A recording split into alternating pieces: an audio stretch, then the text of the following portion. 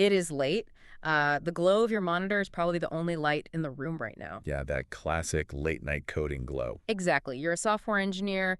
Maybe, you're waiting on a build to finish, or maybe you're hunting down a memory leak that has just been dodging you for hours. Or you're just taking a minute to reset before you dive back into your IDE. Right. Wherever you are, welcome to the night shift. We have a really fascinating deep dive for you tonight. And, well, it starts with a paradox. A pretty funny one, actually. It is. Yeah.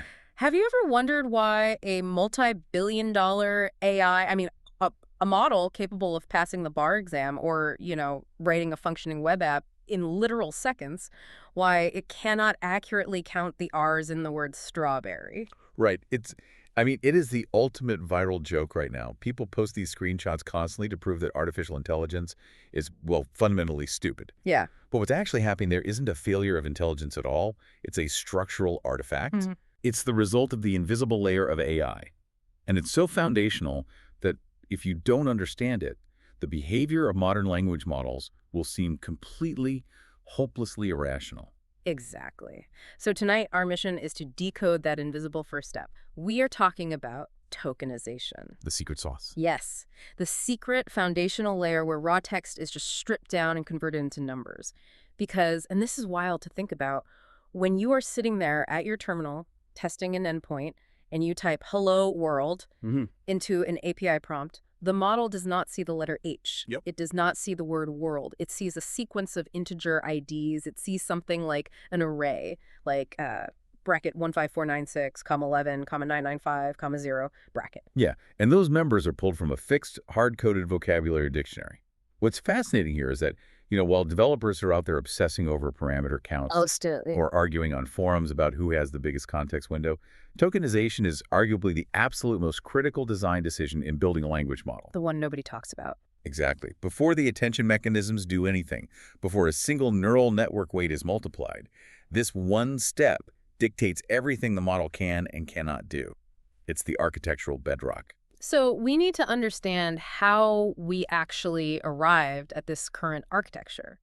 And to understand why modern tokenization is so weird and honestly so complex, we first have to look at why the obvious simple methods completely fail. Right, because they do fail. Spectacularly. They really do. Because as a software engineer, if you tell me, hey, I need to turn text into numbers, my immediate instinct is to just go straight to the byte level. Sure, character-level tokenization. Exactly. Map every single letter to a number. I'd have a tiny, highly efficient dictionary, maybe 256 entries for raw bytes, or a few thousand if we just map out standard Unicode. And, it seems perfectly logical from a systems design perspective. It's clean. Super clean? You'll never encounter an unknown state because your dictionary covers the entire alphabet. The model theoretically has access to every single atomic piece of data. Right. But let's think about what that actually does to comprehension.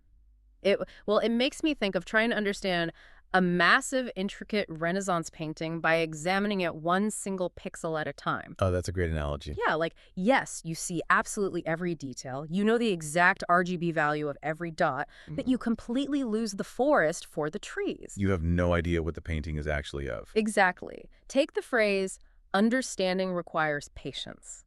In a normal human world, that's 3 logical concepts, 3 words. Right.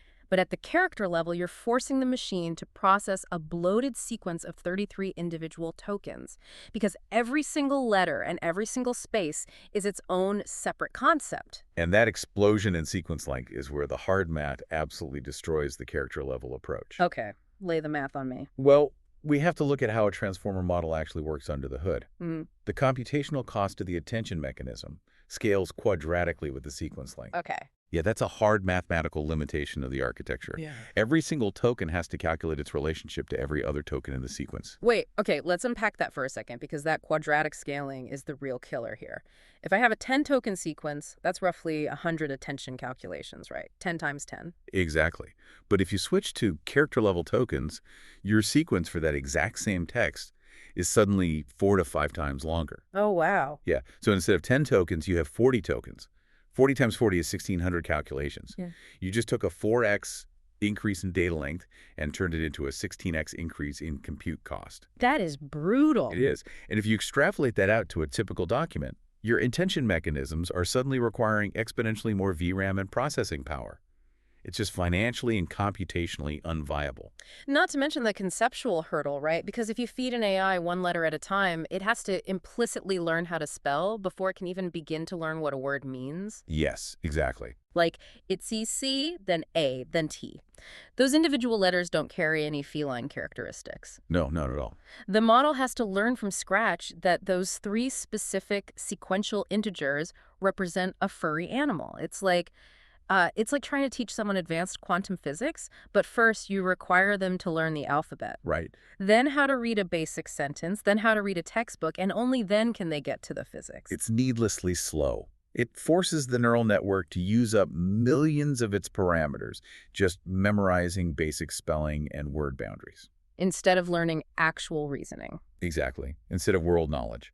So if a character level basically bankrupts your compute budget and wastes your parameters, the pendulum naturally swings to the absolute opposite extreme. Word-level tokenization. Right. This is the other obvious approach. You just write a simple script to split the text by spaces and punctuation. The cat sat on the mat becomes exactly 6 tokens. Which is great for compute. Yeah, it keeps your sequences incredibly short. But, and it's a big but it introduces a showstopper of a problem.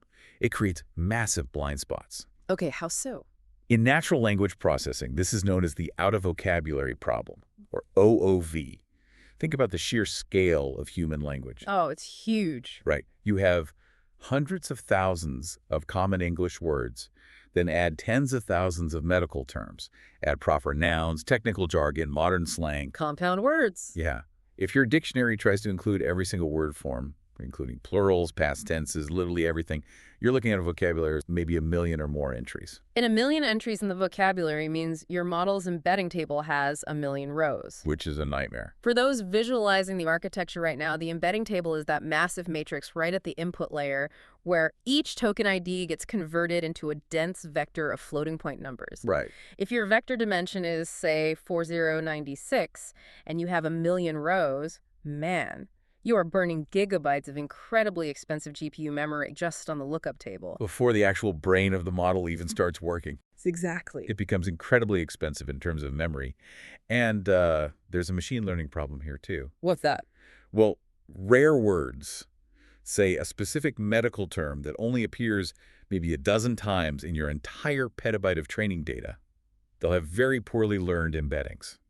Oh, because there's just not enough context. Exactly. The model hasn't seen them enough to understand what they mean, so engineers practically have to limit the vocabulary to save memory. They usually cap it at the 50,000 most common words. But then, what happens when the model encounters something outside that top 50,000? Let's say it hits a rare medical term like pneumonal ultramicroscopic silicovolcanoconiosis. I think I got that right. You did, actually. Impressive. Okay, thank you. But yeah, if the model hits a word like that, it just throws up its hands. It replaces that entire complex word with a single generic unknown token. Just a blank. Yeah. It's usually represented in the output as bracket, UNK bracket. All the specific, rich information contained in that medical term is instantly obliterated. Oh, wow. And because every single unknown word gets mapped to that exact same UNK token, the model can't even tell 2 different rare words apart. That's awful.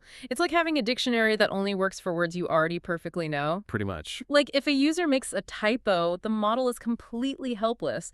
Apple is a known token, but apple with 3 Ps becomes an unknown void. Yes. And this absolutely ruins performance for agglutinative languages. Yes.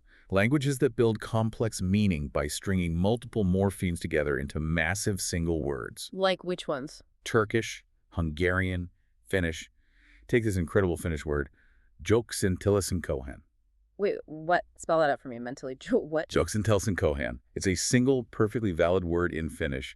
It roughly translates to, I wonder if I should run around aimlessly. That is amazing. It's a great language. But I totally see the problem. A word-level dictionary could never realistically capture all the possible forms and combinations required for those languages. No, it's impossible. You'd need an infinite dictionary just to handle the variations of someone running around aimlessly. It's just an impossible edge case. Exactly. Okay, let's unpack this. We have 2 extremes that absolutely do not work. Character level bankrupts your compute with quadratic scaling. Yep. And word level creates massive informational blind spots and memory bloat. The industry had to invent a compromise. And that leads us directly to the great breakthrough that powers almost every modern LLM. Subword tokenization. Yes, the Goldilocks solution. Right, it truly is, because instead of forcing the model to swallow whole words or, starve on single letters, you break text into smaller, meaningful pieces. Chunks of words. Exactly. And the most common algorithm for this is called byte pair encoding, right, or BPE. Yes, BPE. Mm. And the way BPE works is fascinating because it's completely data-driven. It doesn't use a linguistic dictionary to find syllables. Oh, interesting. It starts with single characters and just looks at a massive mountain of text. It sees that T and H appear next to each other all the time, so it merges them into a new token. Gotcha. Then it notices the and E appear together constantly, so it merges them into the. It just keeps iteratively merging the most frequent pairs until it hits whatever vocabulary size limit the engineer set. Which results in this beautiful property called semantic compositionality. Oh, I love semantic compositionality. Right. Let's look at the word unhappiness. A subword tokenizer doesn't keep it as one massive, rare word. Right. And it doesn't break it into 11 individual letters. It logically splits it into 3 distinct chunks. An array of unhappy and smearoness. And the model has already learned what un means from seeing thousands of other words like unhappy, unfair, undue. It perfectly understands the concept of negation. Exactly. It knows what kaptiness means from words like sadness or darkness. Even if the model has never seen the full exact word in its training data, it builds the meaning dynamically from the subwords. I just love this because this is exactly how we read. Yeah, it is. Like, if I show you the word unflappableness, you have probably never seen that specific string of characters in a dictionary. Definitely not. But you don't freeze and throw in UNK error. You perfectly understand it. Right. You intuitively compose the known subwords, un, flap, summable, and fapenness. The model does the exact same thing. It really gives you the best of both worlds. You eliminate the out-of-vocabulary problem completely because any novel word, any typo, any weird username can just be broken down into known subwords. Well, that makes sense. And in the absolute worst-case scenario, if you type absolute gibberish, the tokenizer just falls back to individual characters, which are always in its base dictionary. That's brilliant, but designing the subword dictionary is a serious balancing act, right? You don't just pick a number out of a hat. No, not at all. It is a highly delicate trade-off regarding vocabulary size. You're trying to find the mathematical sweet spot. What happens if you get it wrong? Well, if your vocabulary is too small, say only 1,000 tokens, every word gets chopped up into tiny pieces. We're back to the character level problem, where sequences get too long and attention compute spikes. Okay, and if it's too big? If your vocabulary is too massive, say 500,000 tokens, your embedding table is bloated, taking up too much VRAM. And worse, you actually lose that compositionality. Wait, how do you lose it? The model might memorize unhappy and unfair as entirely distinct, isolated tokens and never realize they share a fundamental negation prefix. Oh, I see. It just memorizes them as whole shapes instead of related concepts. So the sweet spot typically lands between, 30,000 and 100,000 tokens. Yeah, right in there. GPT-4 sits at about 100,000. Llama uses 32,000. It brings to mind a fantastic currency analogy from our source material. Oh, I like this one. Character-level tokenization is like trying to buy a car using only pennies. Good luck with that. Right, you can technically do it, but carrying and counting millions of coins is a nightmare. Word-level tokenization is like trying to buy coffee with $1 million bill. You just can't make exact change for the small, nuanced stuff. Exactly. Subwords are the sensible denominations. They are the 1s, 5s, 10s, and 20s of language.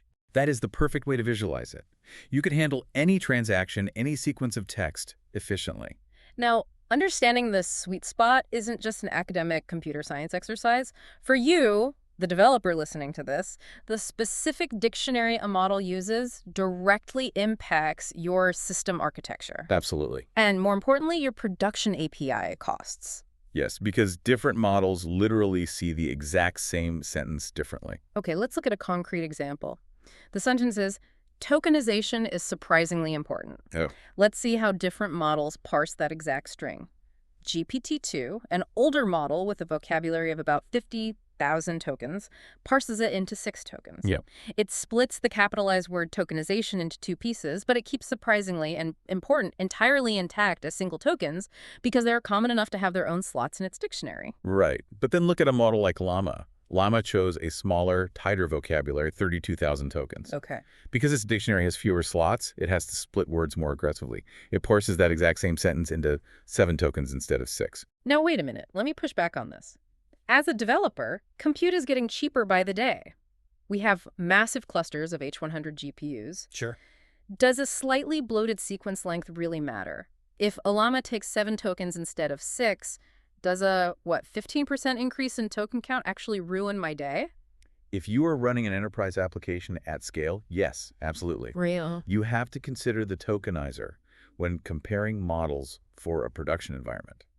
First, API providers charge you by the token, not by the word. Oh, right. If you use a model with a less efficient tokenizer, it inflates the exact same user prompt into more tokens.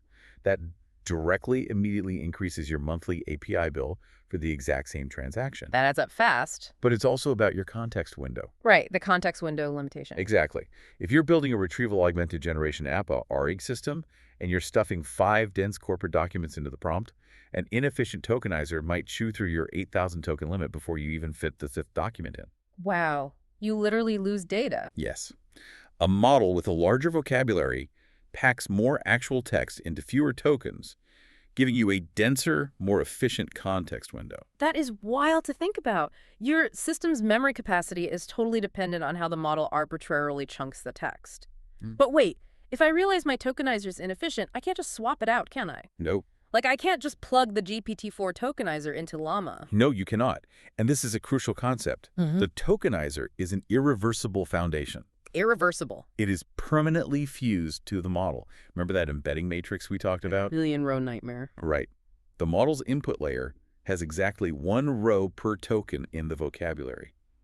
Every single weight, every single parameter in that massive neural network was trained to understand those specific text chunks. So it's like pouring the concrete foundation of a skyscraper. Yes. Or committing to a primary key structure in a massive legacy database. Exactly. If you decide you want to change the tokenizer to be more efficient, you invalidate the entire embedding table. You have to throw the whole multi-million-dollar model out and retrain it from scratch. Man. You can fine-tune the behavior, you can change the system prompts, but you cannot change the foundation once it is poured.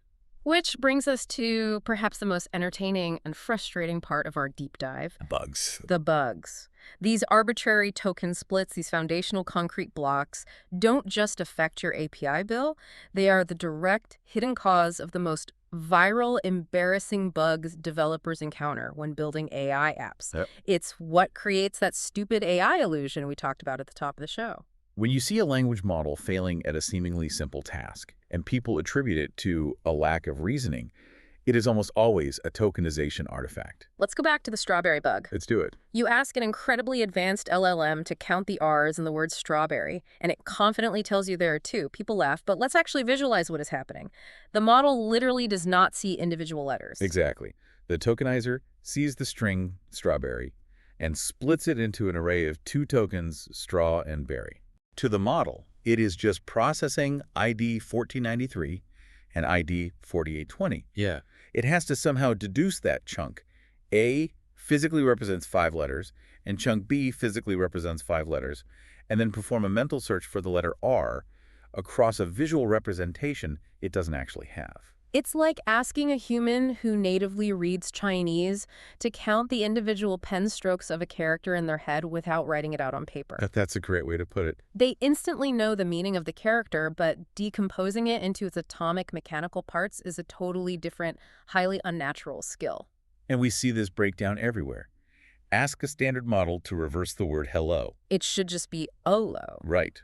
But if hello is stored as a single indivisible token chunk, the model has no explicit access to the letters ALO. Let's try to visualize that. It's like if I asked you to recite a phone number backward, but you only ever memorized it as an auditory rhythm. Right. You didn't memorize the digits, you memorized the song of the numbers. To reverse it, you have to actively fight your own mental representation. Exactly. Yeah. Even simple math breaks down this way. You ask the model, What is 124 plus 5678? That seems trivial. Super trivial. But the tokenizer might arbitrarily split those numbers into weird chunks based on frequency. It might see an array of 123 and 4 plus 56 and 78. Imagine trying to do mental math when one person hands you the concept of 123 and 4 and you have to align it with 56 and 78. It's a mess. The digits are not neatly aligned in columns like they are for a human doing addition on paper. The model has to mentally reassemble those strained fragments before it can even attempt the arithmetic. But there's another layer to this tokenization architecture, beyond just failing at math or spelling. And it's a massive structural inefficiency regarding multilingual text. Right. This is a huge pain point for global developers. Tokenizers are overwhelmingly trained on English data. Unfortunately, yes. Because of that, common English words zip right through the system as highly efficient, single tokens. But if you input text in Hindi or a non-Latin script like Chinese, the tokenizer suddenly struggles to find matches. A single Chinese character that represents a complete, distinct concept might not be in the vocabulary. So the tokenizer falls back, aggressively chopping it into 5 or 6 underlying byte-level tokens. It's an incredible structural disadvantage baked right into the foundation. Yeah. Think of the context window like a massive multi-lane highway. The tokenizer system was built specifically for cars representing English words. The cars zip right through perfectly. But Chinese or Hindi words are treated like massive, oversized transport trucks. Yeah. They take up 5 or 6 lanes, they move slower, and they cause massive traffic jams in the context window. But not because the trucks are inherently slower. They are slower entirely because the infrastructure was not designed to accommodate them. And the practical result for a developer building an app for an international audience is that non-English text eats up your context window much faster. Wow. It takes significantly more GPU compute to process the exact same amount of semantic meaning. And your API bill is fundamentally higher, simply because of the language distribution and the training data of the dictionary. That is just wild. So as we wrap up this deep dive, the core takeaway for you, the engineer building these systems, is this. Tokens, not words and not characters, are the fundamental atoms of an LLM's thought process. Yep. Everything we talk about in AI, the attention heads, the neural pathways, the context windows, it all operates purely on these integer IDs. That is the crucial shift in perspective. When you say a model has an 8,000 token context window, it is not 8,000 words. Right. And when the model predicts the next step, it is not predicting the next word. It is mathematically predicting the next token ID from its specific hard-coded dictionary. And there are even invisible structural elements in that dictionary that you never see. Things like the beginning of sequence token, the padding token, the end of sequence token. Embedded tokens. Yeah. These invisible scaffolding elements give the model its entire structure behind the scenes, telling it when to start generating and when to stop. If we pull back and look at the broader implication of all this, well, it leaves us with a rather profound question about the nature of machine intelligence. Okay, hit me. If a model's entire ability to, quote-unquote, think and process the world is strictly bounded by the arbitrary text chunks in his tokenizer's dictionary, right, what human concepts or cultural nuances might artificial intelligence be structurally incapable of grasping, simply because it lacks the exact right subword to hold the thought? Oh, wow. That is something to keep you awake tonight. You are not just dealing with code and APIs, you are dealing with an architecture that fundamentally dictates the boundaries of machine thought. Pretty heavy for a night shift. From the first pixel of text to the final generated response, it all starts in the dark with a simple integer. Good luck with the rest of your night shift and happy coding.